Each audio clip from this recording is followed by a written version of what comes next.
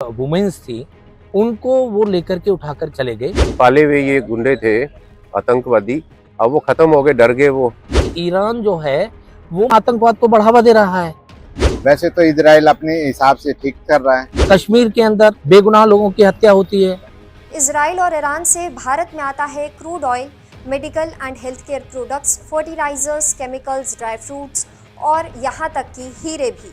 ये लिस्ट बहुत लंबी है। भारत ऐसे कई प्रोडक्ट्स इन देशों से एक्सपोर्ट करता है। जाहिर सी बात है, इन देशों के बीच बढ़ते तनाव का असर भारत पर भी पड़ सकता है। ऐसे में लोकलिटी ने दिल्ली की जनता से पूछा कि उनका इन दोनों देशों के बीच आपसी लड़ाई पर क्या कहना है। तो आइए आपको सुनाते हैं क्या कहती है दिल्ली की जनता। नवरत्न शर्मा जो हमास के लोग हैं, उन लोगों ने इजराइल के मासूम लोगों की हत्या की थी, जिसमें बच्चों की जानें गईं।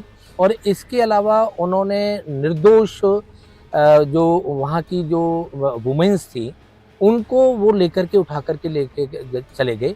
तो ये तो एक कायरता है बहुत बड़ी हमास के लोगों की, और उसी के लिए उन्होंने उनको चेतावनी भी दी इजराइल ने कि भाई आप हमारे लोगों को जो है, जिन लोगों को आपने बंधक बनाया है, उनको सुरक्षित छोड़ दीजिए।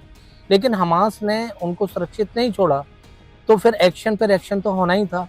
इजराइल ने जो है फिर उसके लिए एक्शन किया और हमास पर हमला किया। ईरान जो है वो आतंकवाद को बढ़ावा दे रहा है, क्योंकि वो तो एक आतंकवादी है ना। और आतंकवाद जो है, कभी विश्व में जो है, अगर आपको शांति लानी है तो आतंकवाद को समाप्त करना पड़ेगा। आतंकवाद की भारत सबसे बड़ा इसकी वेदना को झेल रहा है। कश्मीर के अंदर हमारे यहाँ पर रोजाना जो है बेगुनाह लोगों की हत्या होती है। हमारे जो आर्मी ऑफिसर्स हैं उनको मार दिया जाता है, हमारे जवानों को मार दिया जाता है। तो ईरान जो है वो गलत कर रहा है। इंडिया चाहती है कि भाई आप जो है वार्तालाप के थ्रू जो है इसको बैठकर के इसका समाधान निकालिए। इसीलिए हमने किसी के अगेंस्ट जा करके कि न किसी के फेवर में वोट किया है और न किसी के अगेंस्ट हम गए। मेरा नाम एसके तंवर है, मैं इधर पालम एक्सटेंशन RW का प्रधान भी हूँ। गलत किया है उसने। वैसे तो इजराइल अपने हिसाब से ठीक कर रहा है।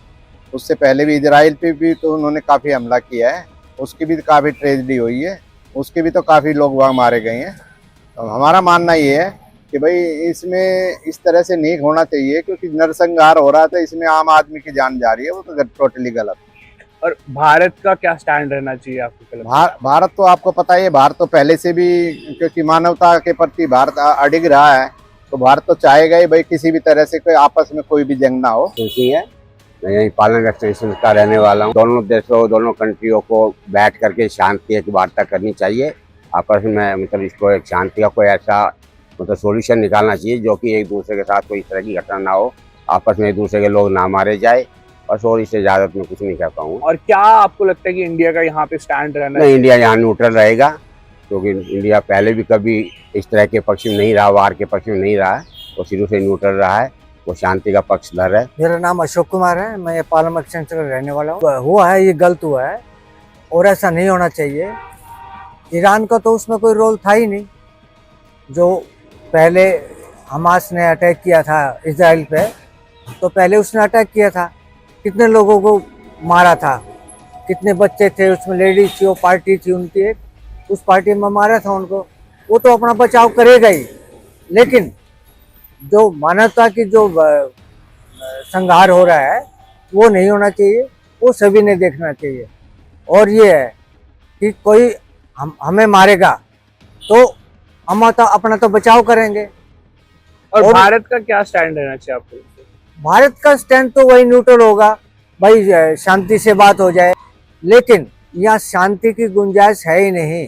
बस सब अपने अपने वो धर्मस्थल के पीछे लड़ रहे हैं। वो धर्मस्थल भाई आपस में बैठ के सॉल्यूशन कर ले। भाई आप एक साइड आप प्रे कर लो, एक साइड हम अपना वो कर लें।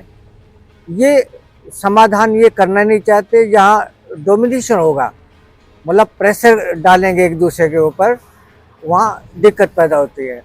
रमेश चौहान, ईरान ने किया है, ये स्वाभाविक ही था, क्योंकि इसके जितने भी पाले हुए ये गुंडे थे आतंकवादी, अब वो ख़त्म हो गए, डर गए वो। ठीक है, जैसे उसका लीडर का खात्मा हुआ नसरुल्लाह का, तो अब ईरान खुद सामने आ रहा है। इन सब चीज़ों को पैदा तो ईरान ही कर रहा है। आपको याद होगा 20-22 दिन पहले ईरान ने भारत के प्रति भी कुछ अपशब्द बोले थे, कुछ बोला था उसने, मिस वर्ड्स किए थे उसने। और जो ईरान है, ईरान के ठंडे करने से इस अरब जो साइड है एरिया, वहाँ शांति आएगी, क्योंकि यही बगलाता रहता है और गुंडे इसने काफ़ी आतंकवादी जो पाले हुए हैं अरब को भी डिस्टर्ब करते हैं और दूसरी कंट्रीज को भी। देखिए जैसे हुती थे, वो सारे जो रेड सी है उसमें काफ़ी डिस्टर्बेंस कर रहे थे, काफ़ी उनको जो बेड़े जा रहे थे उनको भी नुकसान पहुंचाया, उन्होंने आग लगा रहे थे, खत्म कर भस्म कर रहे हैं। आपको क्या लगता है इंडिया का क्या स्टैंड रहना चाहिए? नहीं, इंडिया का स्टैंड तो बिल्कुल ठीक है जी, एकदम शांति से आप अपना बैठे बातचीत करें और इसको हल करें। इजराइल और ईरान के बीच अब वर्ल्ड वॉर जैसे हालात हो चुके हैं। वजह है कि इजराइल ने अब हमलों का पलटवार करना शुरू कर दिया है। इजराइल ने लेबनान की राजधानी बेरूत और सीरिया की राजधानी दिमशक पर हमला किया, जिसमें हिजबुल्लाह चीफ नसरुल्लाह के दामाद हसन जाफर अल कासिर की मौत का दावा किया जा रहा है। मिडल ईस्ट में बढ़ते तनाव पर आपका क्या कहना है, हमें कमेंट सेक्शन में ज़रूर बताएं और ऐसी ही वीडियोस के लिए देखते रहें लोकल 18।